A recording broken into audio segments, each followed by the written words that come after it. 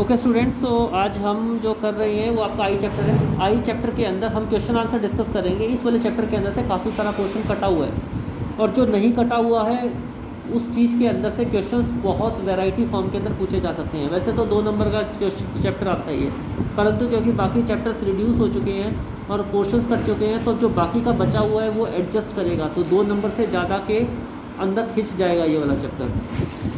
अब सबसे पहले क्या होता है, पावर ऑफ अकोमोडेशन। ये आपका पहला क्वेश्चन है। आपकी आई के अंदर बिल्कुल वैसे ही काम होता है जैसे कि एक लेंस के अंदर होता है। आपकी आई के अंदर भी लेंस होता है। लेंस आपको पता है कौन से वाला होता है। पावर ऑफ अकोमोडेशन, पावर का मतलब क्या था, power is equal to P is equal to 1/f, यानी कि फोकल लेंथ का घटना या बढ़ना। ठीक है, अब फोकल लेंथ का रोल आपको पता चल गया है बहुत अच्छे से। फोकल लेंथ दोबारा से अपने दिमाग में याद कीजिए, पॉइंट P से और F के बीच की दूरी। लेफ्ट हैंड साइड के अंदर एक ऑब्जेक्ट रखा हुआ है, एक प्रिंसिपल एक्सिस है। प्रिंसिपल एक्सिस को हाँ ये सब चीज़ें मानी हुई है। रियल लाइफ के अंदर जब आप किसी चीज़ को देखते हो तो ऑटोमेटिकली ये एज्यूम करके चलो कि वो एक ऑब्जेक्ट रखा हुआ है, उससे स्ट्रेट लाइट आ रही है, वो एक हमारी प्रिंसिपल एक्सिस बन रही है, तो हम जहाँ तक देख पा रहे हैं वो वहाँ तक की फोकल लेंथ कर रहा है। ठीक है, हमारे आई के अंदर भी बिल्कुल ऐसे ही लेंस और मिरर की तरह एडजस्टमेंट होती है इमेज की।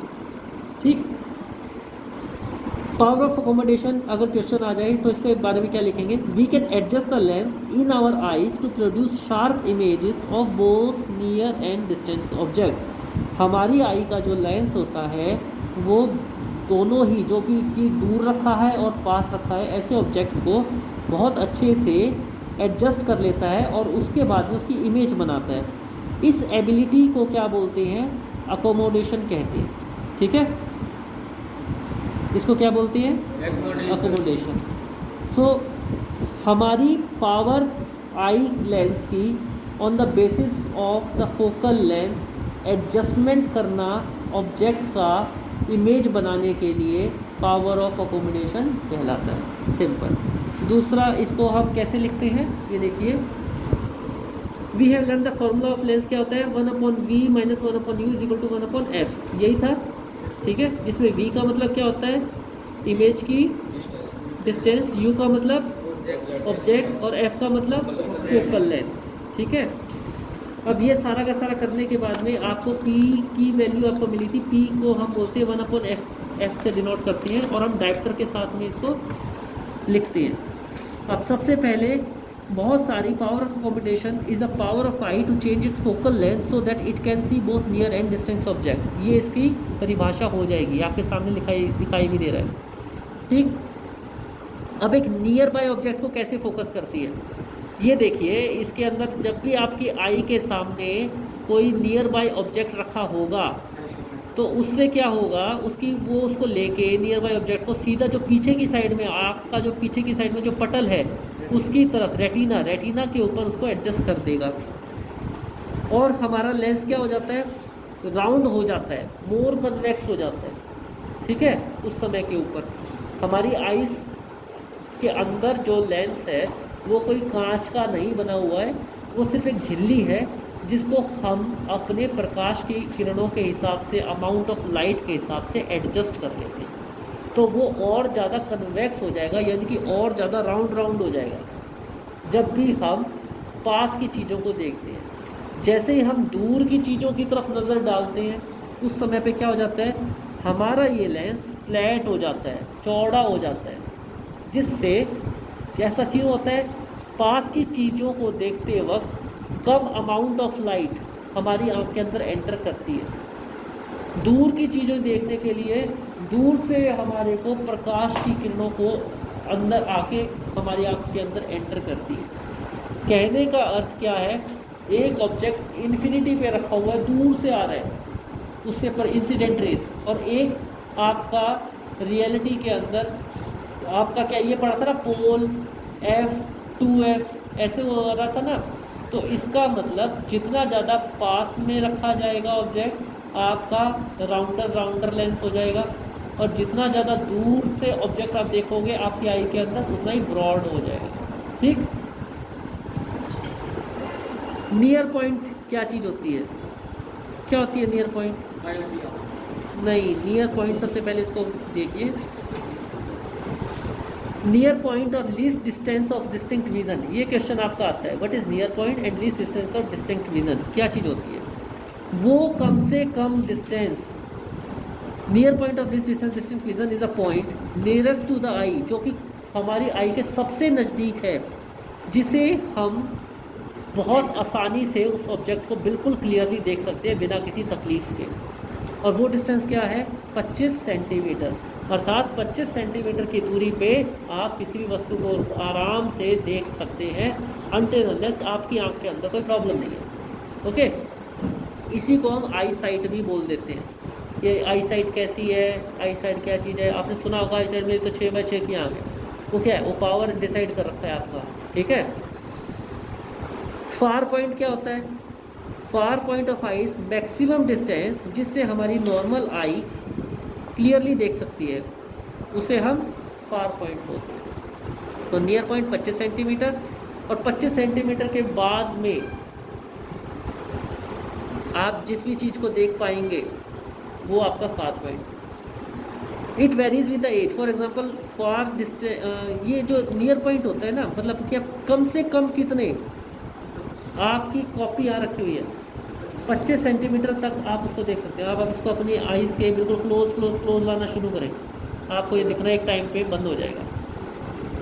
फार पॉइंट इसका उल्टा होता है, मैक्सिमम दूरी कितना आप देख सकते हैं। दोनों चीज़ समझ में आ गई?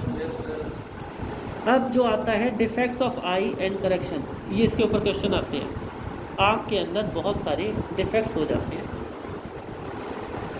Normal eye can see all objects over a wide range of distance from the 25 centimetre to the infinity. Normal eye कम से कम 25 सेंटीमीटर, मतलब क्लोज से क्लोज 25 सेंटीमीटर, और दूर से दूर इन्फिनिटी तक देख सकती है। इन्फिनिटी मतलब भाई यहाँ से आप जितना क्षितिज तक देख सकते हो, जितना आपको दिखाई दे रहा है वो आपका इन्फिनिटी है। But due to certain abnormalities eye is not able to see objects over such a wide range of distance and such eye said to defective. अगर ऐसा नहीं होता तो कुछ ना कुछ डिफेक्ट है। वो कौन कौन से डिफेक्ट हो सकते हैं? पहला डिफेक्ट कहलाता है मायोपिया। मायोपिया का अर्थ है शॉर्ट साइटेडनेस या नियर साइटेडनेस। भाई मेरे को पास की वस्तुएं देखने के अंदर प्रॉब्लम है, ऐसे लोग जो बोलते हैं। दूसरा होता है हाइपरमेट्रोपिया और लॉन्ग साइटेडनेस, दूर की वस्तुओं के साथ में कुछ इशू है। अगला है प्रेसबायोपिया, इसका मिक्सचर है पास की भी और दूर की भी। अगला है कैटरेक्ट, आँखों के अंदर जाला बनने लग गया है। कैटरेक्ट होता है ना, आँख बनवाने के लिए तुमने बूढ़ों को और थोड़ा सा ओल्ड एज के लोगों को बोलते हैं आँख बनवा ले भैया, अपनी आँख में जाला हो गया। वो सारी चीज़ें एक एक करके पढ़ेंगे। मायोपिया को नियर साइटेडनेस भी कहा जाता है। एक आदमी जिसको मायोपिया है वो पास की वस्तुओं को तो बहुत आसानी से देख लेता है, परंतु दूर की वस्तुएं उसको नहीं दिखाई देती। इस चीज़ के ऊपर कंफ्यूज मत होना। मायोपिया का अर्थ है, मायोपिया का दूसरा नाम है शॉर्ट साइटेडनेस। शॉर्ट साइटेडनेस इसका अर्थ क्या है? और नियर साइटेडनेस, पास की वस्तुएं दिख जाएंगी बहुत क्लियरली से, दूर की वस्तुओं में दिक्कत आएगी। दूर की वस्तुएं कैसी हो जाएंगी? ब्लर हो जाएंगी। इस केस में क्या होता है? An image of a distant object is formed in front of the retina and not at the retina। होता क्या है इस चीज़ के अंदर कि जब भी हम दूर की जो चीज़ें देखते हैं, है ना, तो दूर की वस्तुओं से जो इंसिडेंट रेज आ रही हैं, जब भी हमने अभी अभी पढ़ा है कि जब भी दूर की वस्तुएं देखते हैं तो हमारा जो लेंस है और ज़्यादा बड़ा हो जाता है। ठीक, हमारा लेंस अच्छे से बड़ा नहीं हो पाता, हमारी मसल्स वीक हो जाती हैं, जिसकी वजह से जो इमेज बननी चाहिए थी हमारी आँख के रेटिना के ऊपर, वो रेटिना पे ना बन के थोड़ा पहले आके बन जाती है। ठीक, और इस वजह से हमें चीज़ें धुंधली दिखाई देती हैं। तो इसको क्या बोलते हैं? मायोपिया।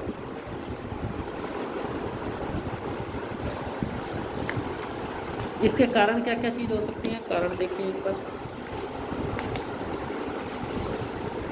इसके कारण हो सकते हैं the defect arise because of the power of eyes too great due to the decrease in the focal length और द क्रिस्टलाइन लेंस। भाई सबसे पहले पावर बहुत ज़्यादा बढ़ गई है और फोकल लेंथ डिक्रीज हो गई है, फोकल लेंथ डिक्रीज हो गई है, इस वजह से इमेज रेटिना पे ना बन के पहले ही बन जा रही है। ये कैसे हो सकता है? या तो excessive curvature of the cornea, बहुत ज़्यादा कन्वर्जिंग हो रही है, ठीक है, मतलब कि दूर की चीज़ें बहुत ज़्यादा मतलब बड़ी बन जा रही है, कन्वर्ज ज़्यादा हो रखी है। कन्वर्ज का मतलब ऐसे मिल जाना, पहले ही जाके मिल जा रही है। या फिर आई बॉल का फैल जाना, elongation of the eye ball, जिससे क्या होता है रेटिना और आई लेंस के बीच का डिस्टेंस इंक्रीज हो जाता है। आपकी आँख ऐसे है, वो ऐसे पिचक गई है, इसकी वजह से उसका बीच का जो है वो जो फोकल लेंथ है वो ज़्यादा बढ़ जाती है। दो कारण हो सकते हैं, एज की वजह से आई बॉल पिचक जाती है, या फिर ज़्यादा आपका कोई प्रॉब्लम आ जाए आँख के अंदर तो ऐसा हो जाता है। क्या करेंगे इसके लिए? करेक्शन क्या चीज़ होगी? इसको ठीक किया जा सकता है। कैसे? आप कॉनकेव लेंस यूज़ कर लो, कॉनकेव लेंस एप्रोप्रिएट पावर का यूज़ कर लो आँखों के सामने। वो क्या करेगा, जो आपकी फोकल लेंथ जो आपकी डिक्रीज़ हो रखी है उसको बढ़ा देगा और आपकी इमेज दोबारा से रेटिना पे बनना शुरू हो जाएगी। ठीक है, इसके लिए डॉक्टर सबसे पहले आप डॉक्टर के पास तो जाएंगे, डॉक्टर आपको ABCD पढ़वाएगा, वो आपका चेक करेगा कि कितनी आपको पावर का लेंस लगेगा और कौन सा लेंस लगेगा, कनकेव लेंस।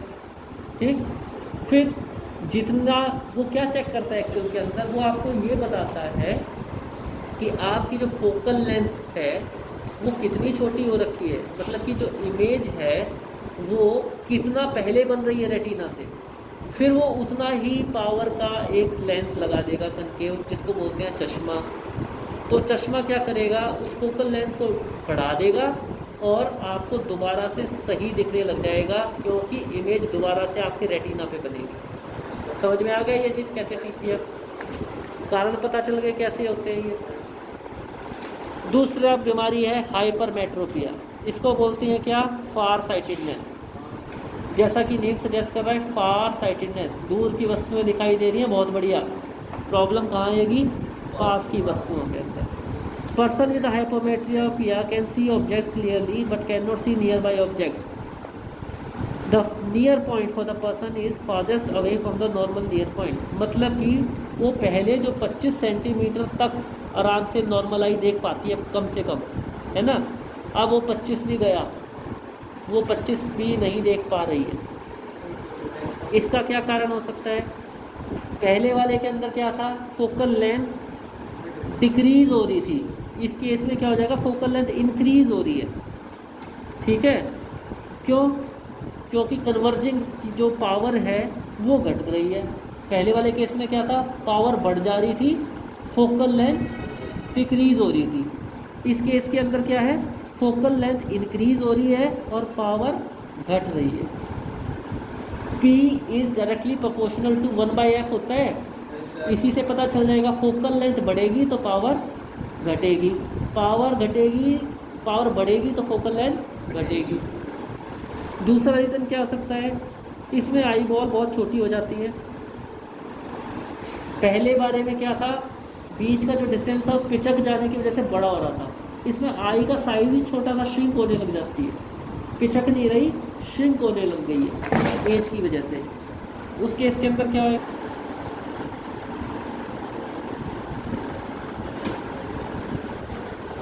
तो इसको केस के अंदर फिर हम क्या करेंगे, हाइपरमेट्रोपिया के अंदर, इसके अंदर हम करेंगे कौन सा लेंस लगाएंगे, कन्वेक्स लेंस लगाएंगे, जो कि कन्वर्ज कर देगा। कन्वर्ज का मतलब मोड़ देगा उसको, ठीक है। Appropriate power, eye glasses with the converging lenses provide the additional focus power requiring for the forming of the image on the retina. Converging lens increase the converging power of the eye lens. Converge करने की power को बढ़ा देगा। Okay, अब हम पढ़ते हैं अगला। अगली बीमारी जो होती है वो होती है बेटा प्रिस्बायोपिया। ठीक, प्रिस्बायोपिया क्या चीज़ होती है, progressive form of far sightedness that affect most people bye their early 60s। 60 साल की उम्र के अंदर नॉर्मली हो जाती है ये। Power of accommodation decrease with the ageing, most people find that the near point gradually recedes. उनका क्या होता है, जो नियर पॉइंट होता है वो थोड़ा सा पहले 25 सेंटीमीटर से और ज़्यादा घट जाता है। ठीक है, कारण क्या होता है कि आपकी जो सिलेरी मसल्स हैं वो बहुत कमज़ोर होने लग जाती हैं, और फ्लेक्सिबिलिटी ऑफ क्रिस्टलाइन लेंस, जो आपका लेंस है उसकी भी पावर घटने लग जाती है। ठीक है, उस केस के अंदर फिर क्या होता है correction, simple reading eye glass with a convex lens correct most cases of the presbyopia. कुछ नहीं होता, प्रिस्बायोपिया एज के साथ में जो कहते हैं ना भाई मेरी आँख कमज़ोर हो गई है, क्यों, क्योंकि मसल्स वगैरह दिक्कत आ जाती है, लेंस एज के साथ में वो डिमिनिश हो जाता है, तो एक सिंपल कन्वेक्स लेंस उसको ठीक कर सकता है। समटाइम्स अ पर्सन में suffer from both myopia and hypermetropia, such people often required bifocal lens. कई बार क्या होता है, ना तो पास का अच्छे से दिखाई देता ना दूर का अच्छे से दिखाई देता, तो उनके मोटे मोटे चश्मे बन जाते हैं। ऊपर वाले हिस्से के अंदर तो क्या बोलते हैं, चश्मे के अंदर आप अलग से उनको डिमार्केशन भी देखोगे, नीचे तो ऐसे होता है और ऊपर ऐसे होता है, ऊपर से आप दूर की चीज़ें देखते हो। ठीक है, तो उस केस के अंदर तो क्या लगा दिया, दूर वाले केस के अंदर क्या लगाएंगे, कन्वेक्स लगाएंगे, कनकेव लगाएंगे। दूर वाला साफ नहीं दिखाई दे रहा, दूर वाला साफ नहीं दिखाई दे रहा तो कनकेव लगाएंगे, पास वाला साफ नहीं दिखाई दे रहा तो कन्वेक्स लगा देंगे। तो नीचे की साइड में कन्वेक्स, ऊपर की साइड में, इसलिए उनके चश्मे थोड़े अजीब से शेप के बन जाते हैं। ओके, जिसको हम क्या बोलते हैं, बाईफोकल लेंस। बाई का मतलब दो फोकल्स के साथ में बनते हैं। तो ये अगली जो बीमारी है, 3 बीमारी पढ़ लिया हमने, मायोपिया, हाइपरमेट्रोपिया, प्रिस्बायोपिया। चौथी बीमारी है कैटरेक्ट। कैटरेक्ट एक कंडीशन होती है जिसमें कि पार्शियल या कंप्लीट लॉस ऑफ विजन भी हो सकता है। ओल्ड एज के अंदर एक जो क्रिस्टलाइन लेंस जो होता है वो मिल्की या क्लाउडी हो जाता है, मतलब वो धुंधला धुंधला सा हो जाता है, ऊपर एक जाला सा बनने लग जाता है। दिस कॉज पार्शियल और कंप्लीट लॉस ऑफ विजन, जिसकी वजह से आँखों की ज्योति भी जा सकती है। It is possible to restore vision through a cataract surgery. आज पहले तो बहुत मुश्किल था, पहले तो कैटरेक्ट हो गया, पहले ज़माने के अंदर तो क्या होता था, एक एज के बाद में लगभग सभी की ज्योति चली जाती थी आँखों की। ठीक, लगभग अंधे होकर ही मरते थे। परंतु अब क्या हो गया, अब ऐसा हो गया कि छोटी सी एक सर्जरी होएगी, वो जाला हटा दिया जाएगा, कैटरेक्ट हटा दिया जाएगा, आँख दोबारा से बढ़िया। In this surgery the cloudy lens is removed and replace with artificial lens. एक आर्टिफिशियल लेंस लगा देते हैं उसके अंदर, जो कि बिल्कुल झिल्ली टाइप का ही बना होता है। ये नहीं कि गिलास का लगा दिया, कांच नहीं लगाते, झिल्ली टाइप में होता है वो। Why do we have 2 eyes for the vision and not just one. आपके दिमाग में ये भी क्वेश्चन आता होगा, भगवान ने 2 आँखें क्यों दी हैं, एक से काम चल जाता। There are several advantages of having 2 eyes instead of one. It gives a wider field of view. भाई दोनों तरीके से, और बल्कि कई जानवरों को तो 360 डिग्री तक का भी देखना पड़ता है। ठीक है, आप कितना देख पाते हैं, आप 150 डिग्री देख पाते हैं। अगर आपके पास में सिर्फ एक आँख हो तो आप सिर्फ 150 डिग्री देख पाएंगे, 150 डिग्री का एंगल कर पाएंगे। अगर आपके पास दोनों आँखें हैं तो आप 180 डिग्री देख पाएंगे। ठीक है, तो better judgement of distance of the object के लिए हमारे को दोनों आइज़ का होना बहुत ज़रूरी है।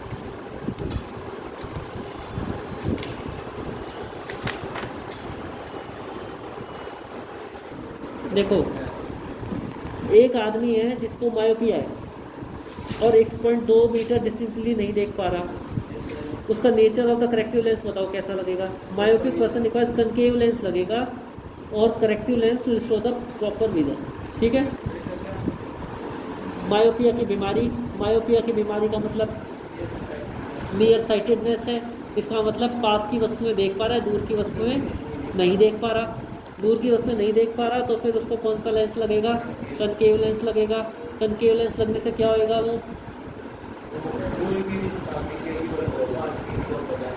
फोकल लेंथ को क्या कर देगा, वो बढ़ाएगा घटाएगा, फोकल लेंथ को क्या करेगा, और पावर को अगला देखो, what is the far point and near point of the human I with the normal vision. पता लग गया क्या है फार पॉइंट क्या होता है। A student has significantly reading the blackboard while sitting in the first row. What could be the defect? एक student है जो कि पहली रो के अंदर बैठने के बाद में ब्लैक बोर्ड दिखाई नहीं देता उसको अच्छे से, कौन सी बीमारी हो सकती है उसको? पास की वस्तु दिखाई नहीं दे रही, इसका मतलब फ्रंट बेंच पे बैठा है, पास की वस्तुएं दिखा देखने में दिक्कत है, क्या करेगा? तो उसको क्या है, मायोपिया लगेगा, मायोपिया बीमारी है, और उसको कनकेव लेंस प्रॉपर लगा दो तो ठीक हो जाएगी इसकी। अगला ये आपकी एक्सरसाइज देखिए, अगले में क्या है,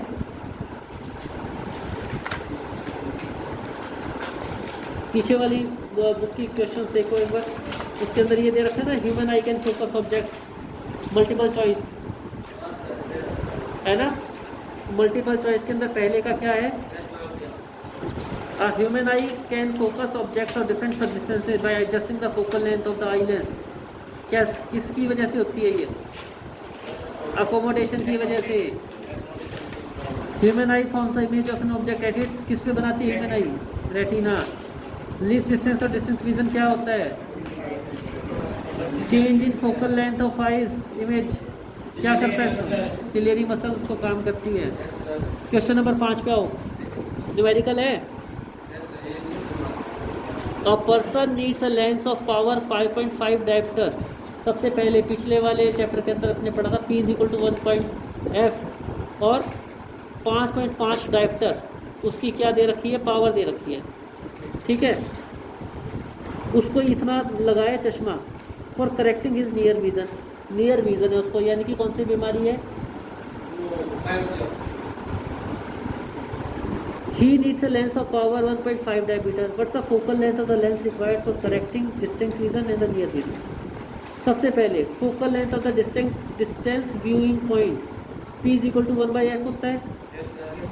अब ये देखो, सबसे पहले उसमें क्या है, पहले केस के अंदर उसको लगा है 1.5 डायप्टर का। सबसे पहले P = 1/f हो गया। f को हम कैसे नापते हैं? फोकल पॉइंट पोल से नापते हैं, नेगेटिव डायरेक्शन के अंदर जाएगा, क्योंकि हम आई साइट की बात कर रहे हैं, किसकी? नियर साइटेडनेस की, ठीक है।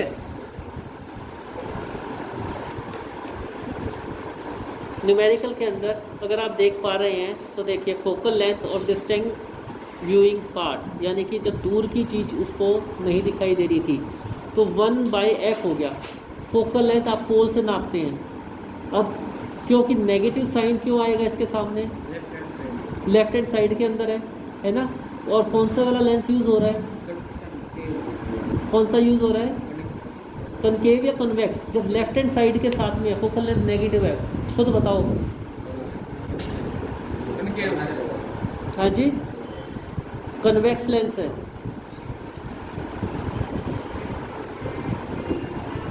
कौन सी बीमारी है इसको?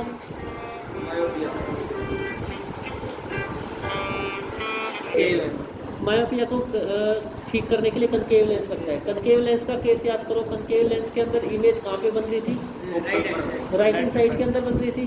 तो f फोकल लेंथ हम जब नापते हैं तो फिर वहाँ पे क्या हो जाती है? Focal length right hand side में पॉजिटिव हो जाएगी। तो 1/f की वैल्यू क्या आएगी यहाँ पे? पॉजिटिव है, प्लस 1.5। और इसको जब हम करेंगे फोकल लेंथ निकालने के लिए, 1 / 1.5 = 66 सेंटीमीटर बन जाएगा ये, ओके।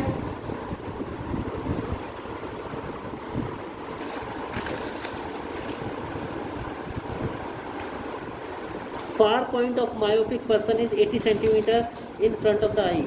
मतलब फार पॉइंट है, मायोपिया का केस है। सबसे पहले मायोपिया को ठीक करने के लिए कौन सा वाला लेंस लगता है? Concave lens. कनकेव लेंस लगता है, ठीक है। उसकी फोकल लेंथ दे रखी है 80 centimetre. What is the nature and power of the lens required to enable him to see the very distinct object distinctly. सबसे पहले तो myopia lens can be from the distance image 80 centimetre दे रखा है, यानी कि यू ऑब्जेक्ट कितनी दूर के ऊपर रखा है? 80 सेंटीमीटर। अब कौन सा वाला केस लगेगा इसके अंदर ठीक करने के लिए?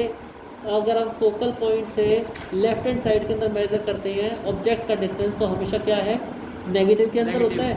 तो -80 सेंटीमीटर, इसको मीटर में कन्वर्ट करेंगे तो 0.8 मीटर माइनस के, ठीक है। ह्यूमन आई इमेज डिस्टेंस, इमेज किसने पे बन रही है, 0.02 के ऊपर बन रही है। फोकल लेंथ कैसे निकालेंगे, 1/f is equal to 1/v minus 1/u।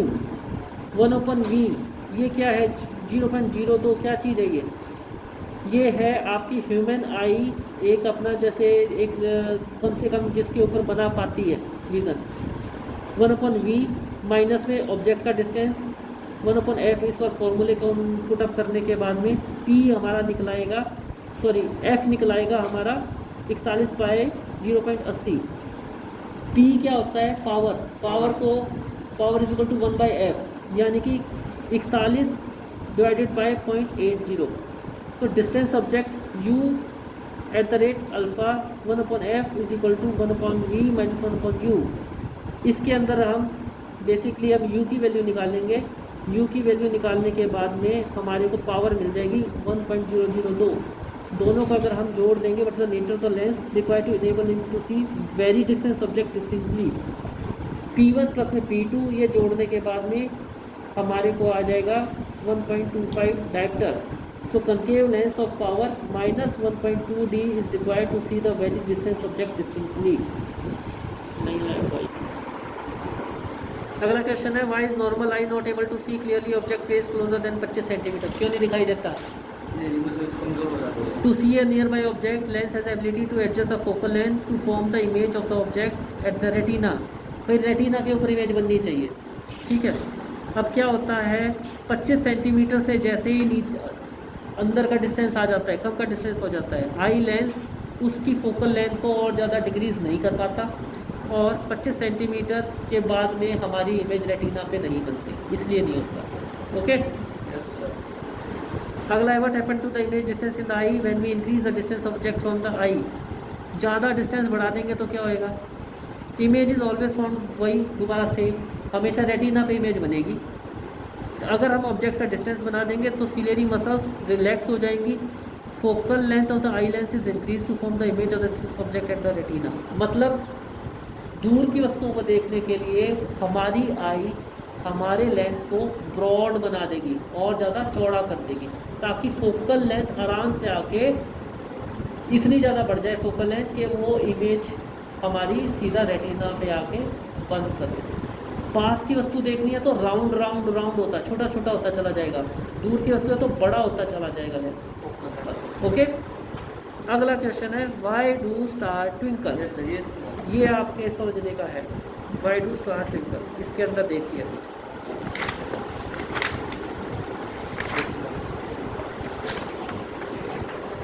Twinkling of the star क्या होता है?